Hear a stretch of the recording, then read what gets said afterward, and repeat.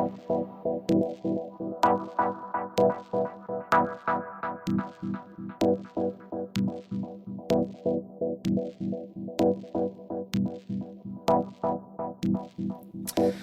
right.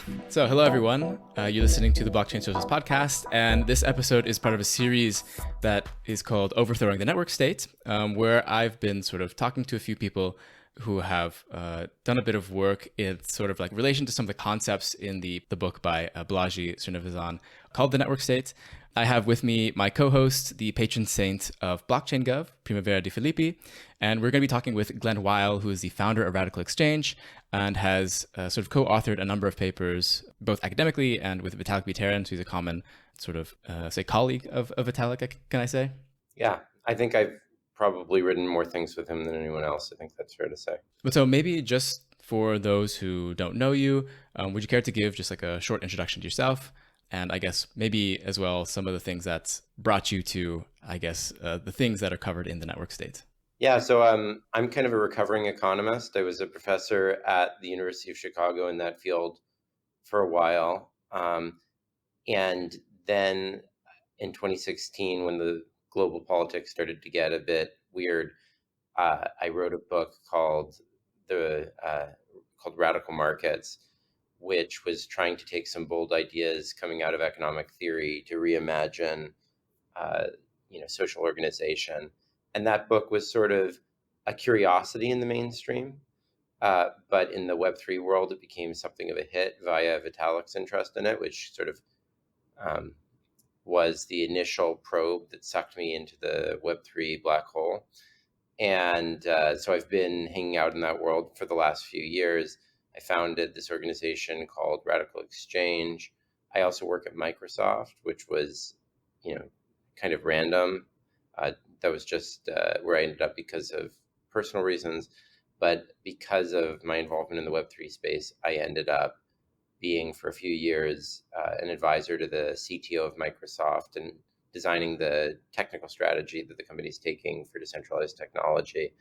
And then I'm now back in research, and I've launched this new thing called the Decentralized Social Technology Collaboratory, which works with a bunch of different institutions and is, I believe, the largest sort of Web3 adjacent research organization in the world. And then I also am founder of something called the Plurality Institute, with Audrey Tong and others, which is trying to build an academic field around some of the ideas that maybe we'll talk about today.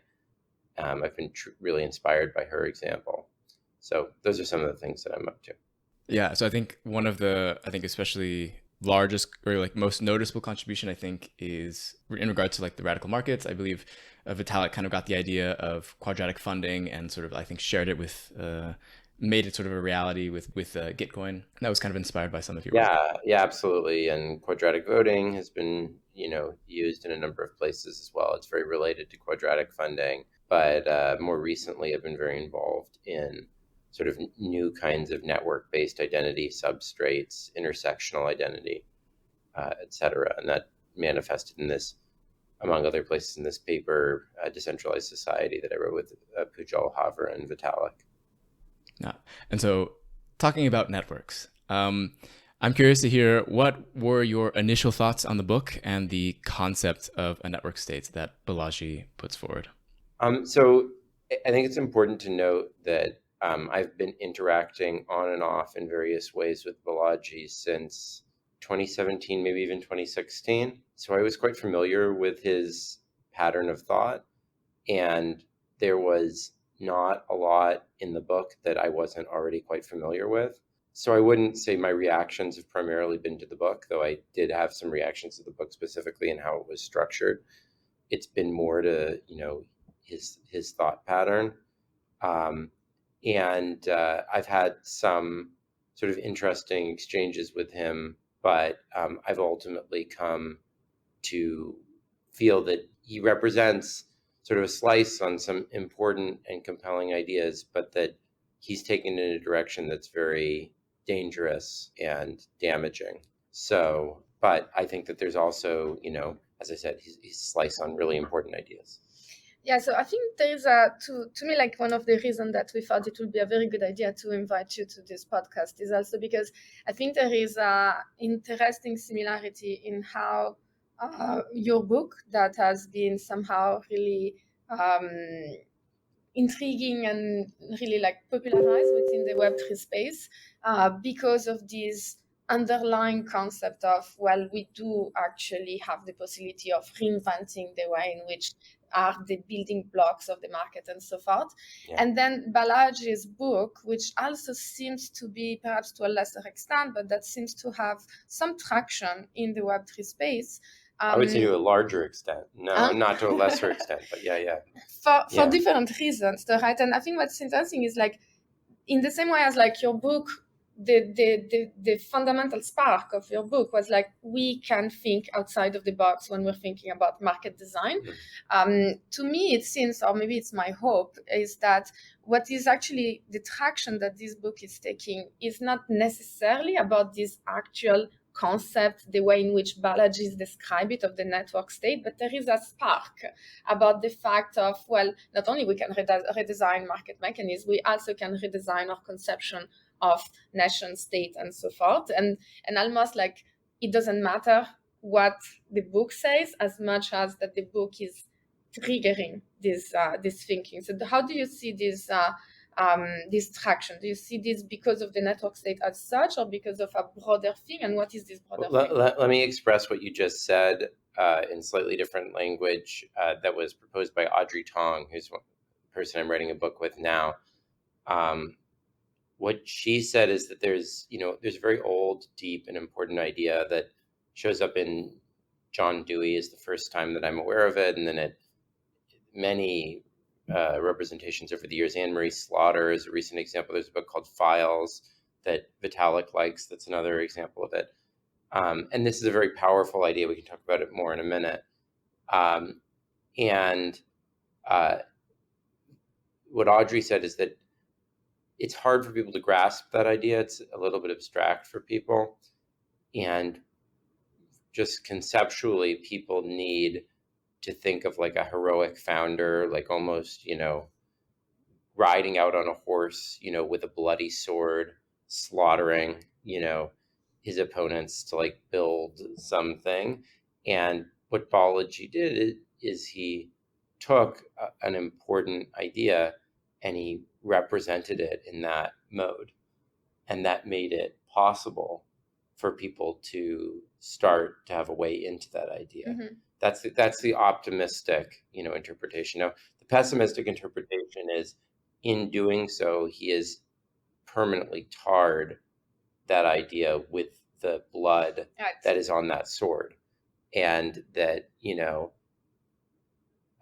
there are many ideas that never recover from that. Like, you could say, oh, well, Lenin, like, like Marxism is probably not best represented by like the actions of Lenin, but like maybe, you got to break some eggs in order to make an omelet. And I think the answer was, well, yes. And, 100 million dead people later, and like quite a lot of discrediting of socialist and communist ideas later, you can debate of whether it was worth it or not. So like, I think you can take both perspectives on this, and, But exactly because we are concerned that this idea gets stalled forever with the way in which Balaji is describing it. Can we try and actually like dig into like what is this underlying concept that seems to be attractive to the Web3 community, and probably beyond that is independent of the specific instantiation that Balaji has proposed? So let me go back to Dewey's 1927 book, The Public and Its Problems. What Dewey describes is that governments are created to deal with the fact that markets are an insufficient way to manage the interdependencies that are created by a bunch of different social phenomena. For a variety of reasons, we can go into that. But like, economists would call it externalities. But to me, that's not even sufficient, because like externalities pretends like 10% is being, is a problem and the market's covering 90%. I don't think that the fact that a radio can't transmit video is an externality of a radio. It's just like, that's not what the radio is meant to do. And I don't think markets are like meant to actually deal with most of the issues that come from social complexity and interdependence. And so what Dewey said is governments exist to do that, but the problem is they were never sort of drawn perfectly to cover all of those. And more importantly, as technology evolves, as new forms of interdependence arise, the patterns of interdependence become clear and different, and even more poorly match the ways in which governments are created. And so what he argues is that we need to have a process by which new publics emerge that are not aligned to historical geographic nation states, and that these new publics are empowered to govern some scope that is associated with the relevant issues. So like one of the simplest things to describe in this is environmental issues. We didn't know about the carbon cycle and whatever when the United States was founded. But now it's been revealed to us that industrialism created a set of global interdependencies, and someone's got to deal with that. And it's not really well managed by the nation state system because it's a global set of interdependencies. Another example that's environmental is rivers. Like, we didn't quite realize how fragile rivers were in various ways. And most rivers, or many rivers, flow across multiple countries and small portions of those countries. So the country is just like a really poorly designed vehicle for dealing with like the issues that river raises. And so Dewey says, like, we need to have this way of bringing this into existence. But the problem is people don't even realize that they're in this web of interdependence with each other. They need to understand that before there's any possibility of them governing themselves. And so he describes the role of what he calls the expert, or the social scientist, as being revealing to people these patterns of independence, and then enabling them to see themselves in that social scientist as a mirror. And then once they can see themselves, the role of the social scientist disappears. So this is somewhat analogous to, on the one hand, emergent publics are like Balaji's network states, and the social scientist is something like a founder. And yet there's some like really important structural differences between the Dewey imaginary and this imaginary. And as I said, the Dewey imaginary is like, this is one of the oldest, deepest ideas in social science. It's propagated through all sorts of scholars recently, and has been elaborated in a bunch of ways. Yeah, so I think what you're saying is very important. At the same time, when I'm thinking about the way in which the resonance of that book is triggering the imagination or the excitement of the Web3 community, I'm not sure if it's necessarily about this, like what it is answering to a need, right? And I'm not sure that it's necessarily the fact that there is this need of greater interdependence, and therefore the network state comes to the rescue. My feeling is that it's tapping into a different type of need that is being felt, which is, in my view at least, more about the question of existing nation states are failing us, not only because of the interdependence and because of like the need of having more global / plural / interconnected systems, because they, at least in the way in which the book is responding to this, it's really about like, let's create something of like alignment. It's almost antithetic to interconnection. It's like, we want to be around people that have a similar alignment so that collective action can happen more effectively.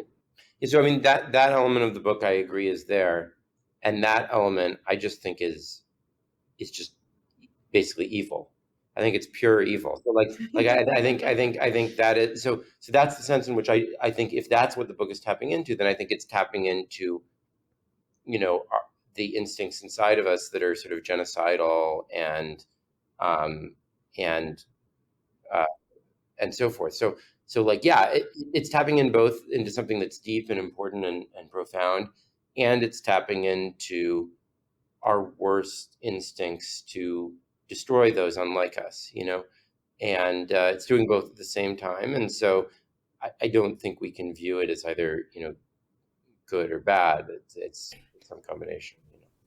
I agree that I think what people are attracted to in the network state is sort of, it comes from a place of being dissatisfied, I think, just with the status quo, and just like trying to look for something that can propose something hypothetically better by kind of, I think it appeals to certain types of very low common denominators, like this idea that Balaji has about like the one commandment, like find the one thing that like for some reason is going to bring all of the vegans together in one country, or like all of the anti-FDA people in another country, as if that's like a viable way to kind of organize society in a nation. But so I think like that, without sort of any kind of alternative being proposed, I think, or any alternative that is like more, that seems more feasible to people or like is attractive to people, I think they are getting attracted to the network state. And that's kind of maybe part of the issue. Well, I mean, I think there's something attractive about, genocide, cleansing, simplifying, I think is what reducing, crude simplification. There's an alternative, which is to build for social complexity. And the thing that I think is so interesting about the title, The Network State, is that the network, the whole concept of a network, well before social even involved social affairs, was to get past the desire for simplification, to allow us to grasp and wrestle with complexity. So to me, the network state, as described in Prima's motivation and so forth, is really an attempt to build a state capable of killing networks, of eliminating them, and really it's a dissatisfaction with our current state that it's unable to eliminate networks that is sort of motivating the book. Now, I know that's not how he thinks about it. No, but I think that's what's coming out of it, which is he's talking about his use of network is more like distributed, right? You just have a state that is not all in one jurisdiction, but that is distributed, and therefore you need to network it's like an internal network of this state that is this new type of state, but there is no discussion and no mention about how this state is networked with other network states. So it's not a large network. It's actually it's not the internet. It's the opposite of the internet, right? The internet was precisely meant to be a network of networks, whereas this is meant to be an Ethernet. It's meant to be a proprietary connection among a fixed set of machines, to which, in a centralized way within that cluster, someone can be hand added in a commercial and proprietary way. It takes the vision of the walled garden, as an alternative to the internet, and tries to reify it into a conception of how all society should be ordered. And I think there is this kind of deceptive flavor to that, because I do actually believe that why it is salient, because the title is salient, because when you hear network state, you're thinking more in the way in which you described it initially, which is like, how do we have this interconnection and this interdependence, etc. But then when you actually read the content, you realize that this notion of a network is not the notion of a network that you would have assumed initially. And yet the saliency is there. And I think one of the things that we might want to dig into, like, trying to understand, okay, what is this concept that is actually interesting? I think that's much more into that direction that we should try to steer the conversation than in this distribution of an internal system that is actually logically centralized. Yeah. I sometimes get the impression that a lot of the Web3 people that have been I guess identifying with the network state, I'm not sure have actually read through the book there, where like network state, I think it gives a particular feeling, but I don't find that feeling when I read that book. Well, the one thing I think that's also important to recognize about the book is that 90% of the book has, at best, a very limited amount to do with any of the discussion we've been having thus far. And then about the last 10% of the book gestures at, but does not really even fully describe what we're talking about now, even on Balaji's side. So it's as a book as opposed to as a concept. It is at best very tangentially related to any of this discussion. But as a concept, which I think is more interesting to discuss. So in other words, what we're saying is, I think you have to take sort of like 4 or 5 steps away from the book as a text in order to actually get into the meat of some of the issues that we're grappling with. Yeah, and I think what we're trying to achieve with this podcast is exactly this: is like the concept is generating reflection, is generating discussions, and what is it, if any, that can be taken out of this book because of the desire of people into exploring this concept, even though we need to step away from the actual content of the book. Yeah. I sometimes feel that the impression that I get, the larger concept is just like, how do you shift the world, or how do you create a world in which you would rather want to live in than the one that you feel currently exists that is dysfunctional? Yeah. I mean, I think part of what's going on is kind of analogous. There's a good analogy in AI, which is that, if you think of the discourse around AI, on the one hand, there's like actually neural networks. And the way that neural networks work is there's these billions of nodes. They're incredibly heterogeneous. They're all doing different nonlinear functions. They all represent these incredibly heterogeneous things. And like the actual structure is this insanely pluralistic and composable thing where like actually you could take a bunch of the nodes from something, wire them into something else, recombine them in all sorts of fascinating ways. They represent all of this cultural complexity. But the way that AI is imagined couldn't be more opposite to that. It's like a black box that is this hegemonic thing that just like acts on us, And so like the reality of the materiality of like how the system works is like almost completely opposite to the way it's imagined and discussed. And I think that that's very much what's going on with the network state, which is that like, networks are all about like multi interconnection, complexity, people being part of all these different things, and yet it's tempting and simplifying and attractive to not have to grapple with that, and to instead say, oh no, this is just an opportunity to return to like the most simplistic notion of a tribe and the most simplistic notion of like 15th century proto-capitalism. You know what I mean? And I think like it's our job to resist that temptation so that we actually have the chance, even putting aside anything in terms of social goals, to like advance the technology. Because like you can't advance the technology if you model it in a way that's completely contradictory with what's actually going on. Yeah, and I think the message that is brought within the book is more a matter of like disconnection.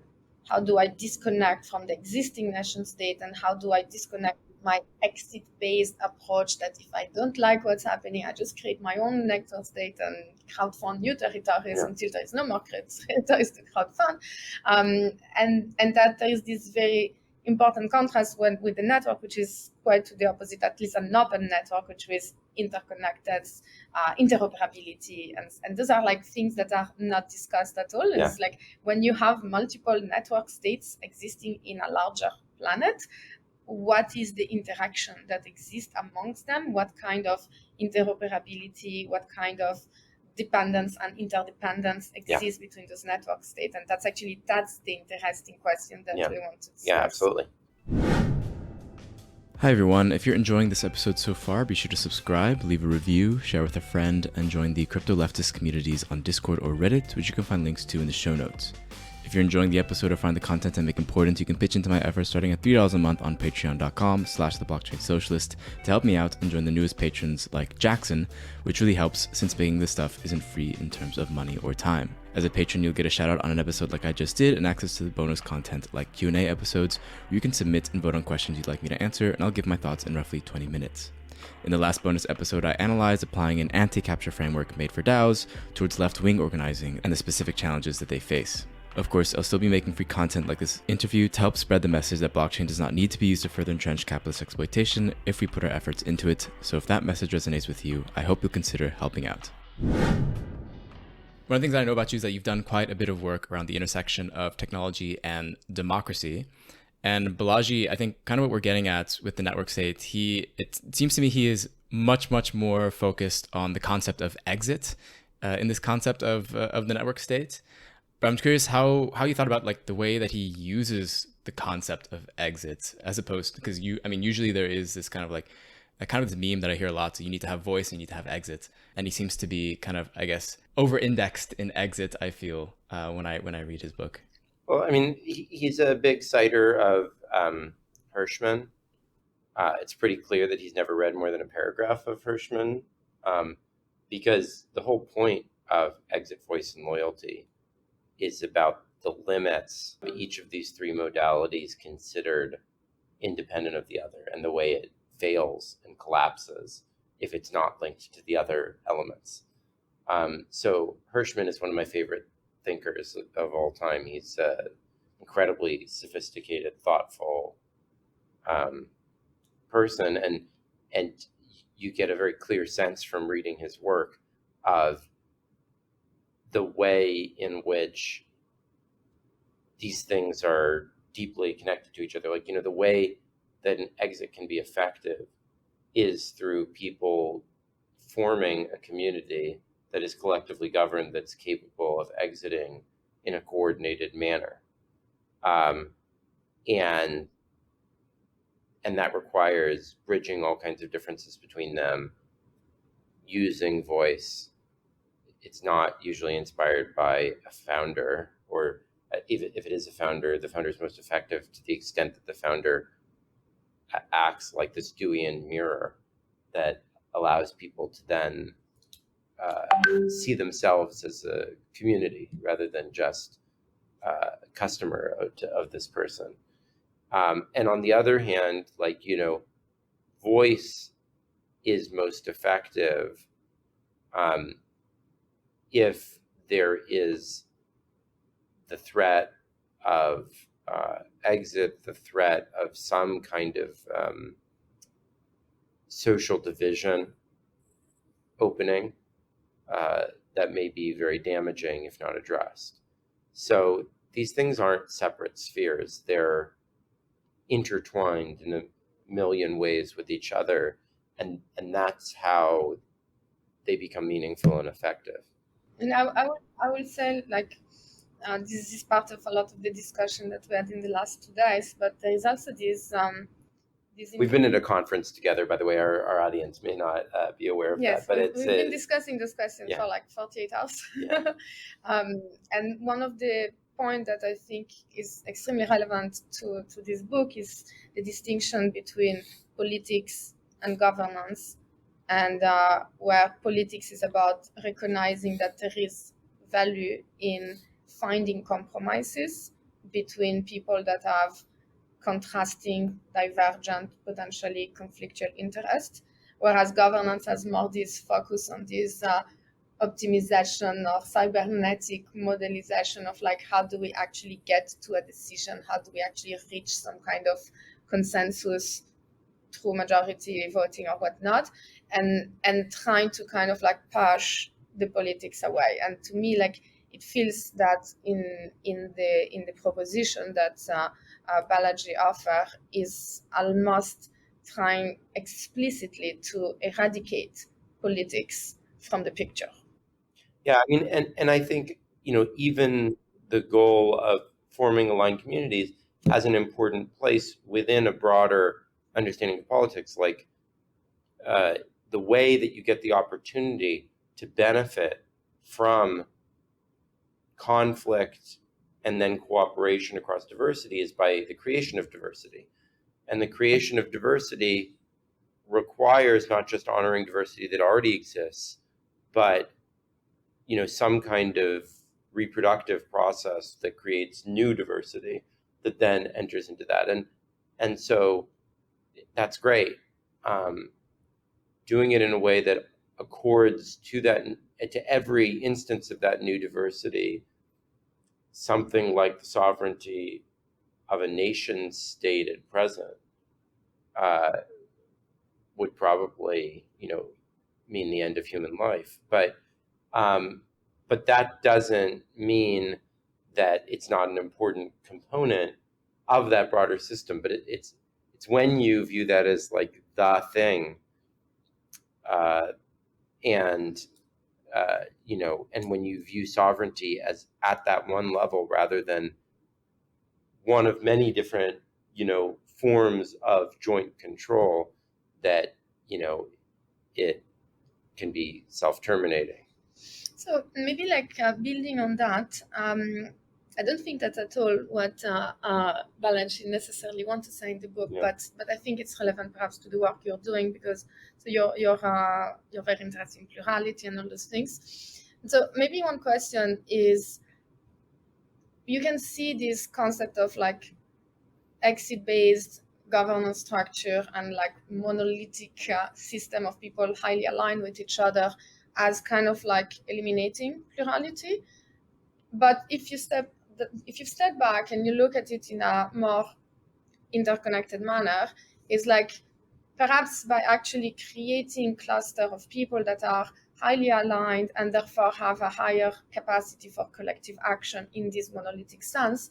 But at the same time, if you have a large plurality of different communities with highly aligned interests that all have higher degrees of collective action, then instead of having this kind of plurality inside the system that might lead to compromising and therefore homogenization of each system, by pushing the plurality into extremely aligned individual, you might also acquire a larger type of plurality at the global level that then needs to interconnect and intersect. And so you're bringing the politics outside of the system by having multiple systems that are highly aligned that needs to deal with politics amongst each other. Yeah, I think that the problem with that is that, so first of all, at some level, at some abstraction, absolutely. But the problem comes in giving something like nation levels, sovereignty and single citizenship to participants. And Balaji's never clear about how he even imagines it, but in most of the argument, he's talking about what is that one thing that defines one commandment, and calls it. That's the problem, which is to say that his book is not really written for, as far as I can tell, members of the human race. It's written for, it's definitely not written for anyone who's religious. It's definitely not written for anyone who has a family, because you have to leave, your family behind to go to this thing or whatever. It's not written for anyone who cares about some sort of equality or something like that. That's definitely not a matrix. That's okay in the book. That's out of the picture. It's so once you start slicing these things away, you sort of get down to the sort of stereotyped Theresa May description of sort of the nowheres, the citizens of nowhere. And then among them, you eliminate anyone who has any sort of sympathy for the left and blah, blah, blah. So at best, you've gotten down to maybe 0.5% of the population of the world or something like that, that isn't sort of off the bat dismissed as irrelevant to this future. But then you start thinking about those people, and even those people, you realize well, maybe some of them really care about Bitcoin, so you go to some sort of Bitcoin-based state. But then once they're in the Bitcoin-based state, well, actually, they probably care about some other things, maybe even more than that, and they might disagree on that more than they agree on the Bitcoin. So people are just themselves sites of pluralism and conflict between the different things that constitute them. And the people who are most the site of those things are actually precisely this set of people who are, once you've carved all these other sort of categories of incomplete human, or, incomplete beings, not transcendent beings, away from it, those people are the ones who are most complex in that way. So like that, if you took, for example, the people who are like most into biofreedom, the fraction of them that are going to share sort of Balaji's utter disdain for concepts like wokeness is probably pretty small. And so they might get into conflicts around that. And if you took ones that are anti-woke, the number of them that are going to share enthusiasm for experiments with the human body is probably not very high, and if you take, people who are enthusiastic about cryptocurrencies, the fraction of them that are going to, anyways, these things are just not all that correlated with each other. Basically, this assumption or this hypothesis that because people are highly aligned, they will have greater capacity of collective action actually breaks down to the extent that anyone that is sufficiently highly aligned on everything and therefore will not want to exit probably ends up with just having this very small cluster of people that are very aligned on very, very small things and actually no capacity to action because there is no possible interconnection with too small. And I think that the thing is, you can get slightly larger groups with that, but to do it, you need a comprehensive, not one commandment like ideology. You need something that becomes an overriding guide to action in almost all directions of human life. And that does exist, like ISIS aspires to something like that. The Nazi Party aspired to something like that, I think. But those aren't necessarily the kinds of network states that I think Balaji is like imagining. But I think there is something maybe to say about the irony behind he quotes, or he references what's his name, Mencius Goldbug, Curtis Yarvin, quite a bit, who is very has a lot of fascistic tendencies. So I think it's something that where he doesn't maybe really realize that he's I don't know if he realizes kind of like how it has a lot of these similarities. It's hard to imagine that he doesn't. I mean, he's been in this space for more than a decade, and the first 90% of the book very clearly follows an extremely well understood and well documented playbook of how you really going back to the Protocols of Elders of Zion and before that, use selective decentering mischaracterizations of various historical events to reduce the psychological immune system of the reader and open them to indoctrination. So it's kind of hard. It's hard to imagine. Like, it would be quite a coincidence if he were to have been in circles with people who've been engaged in projects like that for sure, time, and would not, and would have then reinvented that approach himself. So what I want to get back a little bit at this idea of like he's trying to kind of, I guess, reduce politics or kind of get away from politics. Like one of the things that I feel is that he's kind of removing politics by, it almost seems giving sort of all of the power to the founders, like you mentioned before. So he has this quote in the book where he says that founders have root access to an administrative interface where law enforcement can flip digital switches as necessary to maintain or restore domestic order. So like, to me, it sounds like to me he's just completely disregarding like any sort of collective governance or any sort of idea about voice. And he's just saying like, no, because if you make a network state in which people are very aligned, then the one founder, whatever he does, is going to be in the interest of everyone else because they're all highly aligned peoples.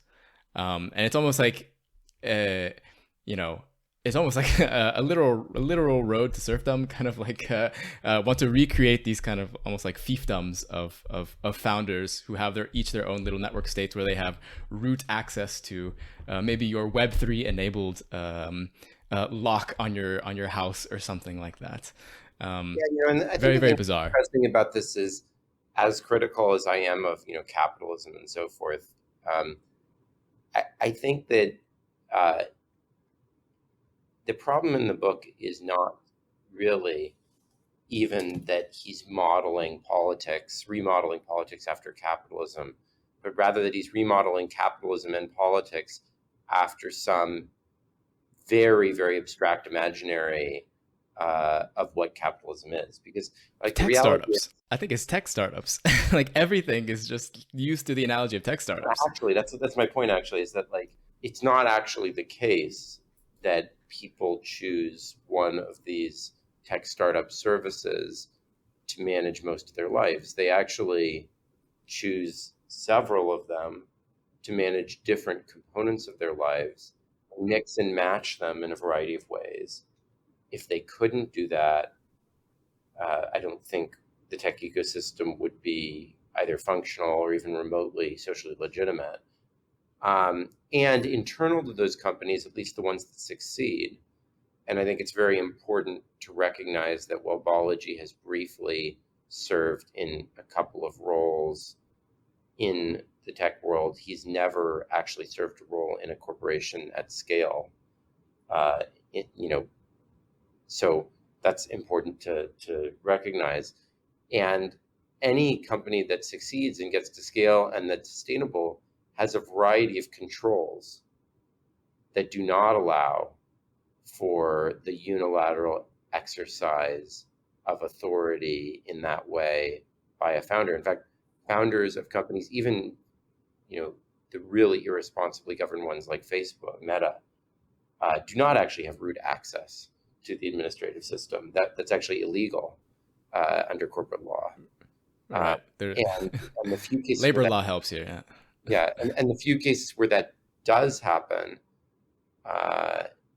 don't usually end very well. I mean, I think the recent events with FTX are examples that more closely resemble the founder having root access and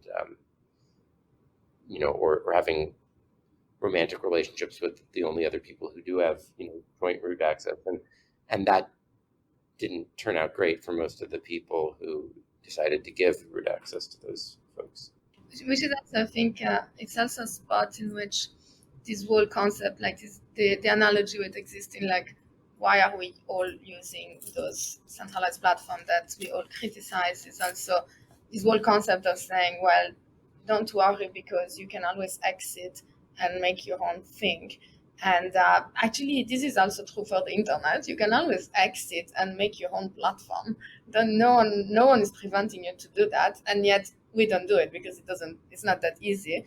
And so I think this same concept of saying, well, we are solving state coercion because we are in a permissionless mechanism of network state that can pop up as you wish, is obviously not the case in the existing model of corporate structure. Why will that become the same in a model of like network states? Yeah, I mean,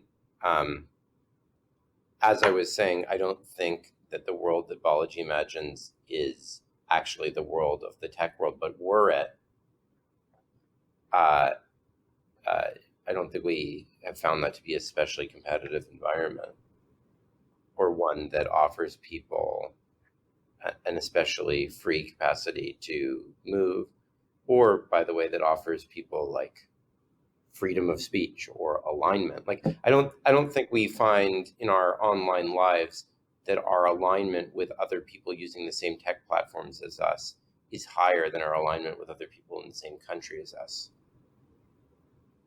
I don't think that, if you think of the nation state regime of the 1950s, that was the primary organizing idea, versus now that people are like, yes, now that I'm online, I feel I'm in a pool of alignment.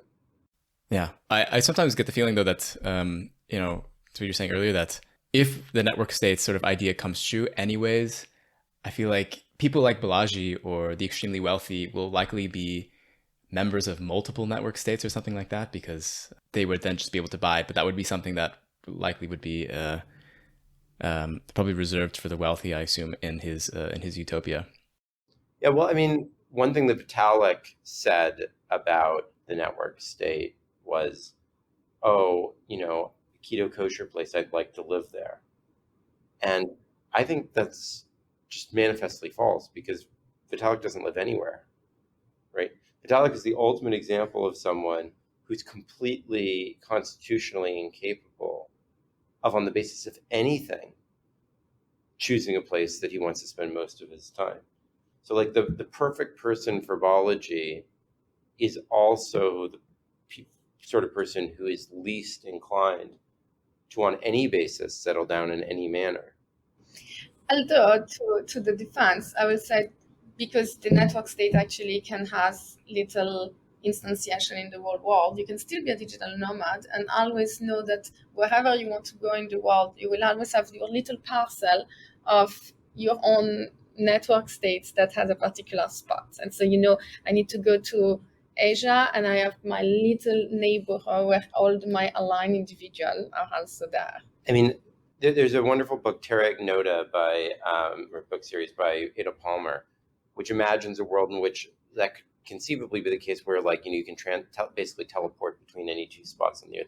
But absent that technology, I think it's almost literally inconceivable that description has any meaning to it whatsoever, because it's like, who manages the airports, who manages the roads, who manages the air, like what is it that this thing has sovereignty over? The airport network state handles the airports, all the people who are aligned being pro airports.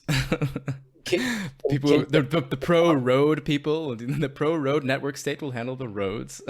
Completely privatized system of anything, because there is no longer public infrastructure of any kind at any national or international. But then every network state is then completely incapable of operating or getting their people to the different places, because if they're not aligned with the pro airplane people, then they're screwed. If you don't have an alliance. You will have the private airline of every network state. No, but how does it go to the airport? Like what if they're not aligned with the airport operators? They go to war. I don't know. So like every city has 250 different airports. That's interesting. Like London has. You need a lot of redundancy. London has 10 runways. It would now have to have 350. That would be a large fraction of national product. Would more be choices. Building airports. I actually the free market of airports. Exercise to go, because obviously Balaji is not going into this, which is like the implementation details of all those concepts can actually be very interesting paradoxes, or extremely unattractive type of network states. Yeah. So I know we're running out of time, perhaps. So I just wanted to get my last question in, because you've been writing some pieces on sort of an alternative to network state, which you call the network society. So maybe if you want, could you provide what is your alternative, and how does it, I guess, provide a better understanding of what networks are than Balaji, as we've discussed? Well, to me, a network society is one where every individual is part of a variety of different governance networks, each of which are democratically governed by the participants in them. And what I mean by democratic is actually complex, but let's put that aside for some moment. But in some notion, it's certainly not under the exclusive control of the founder. There's some form of collective control by the members, and almost everyone will share, one of those governance networks with any other person on the planet, but they may share different ones with different people.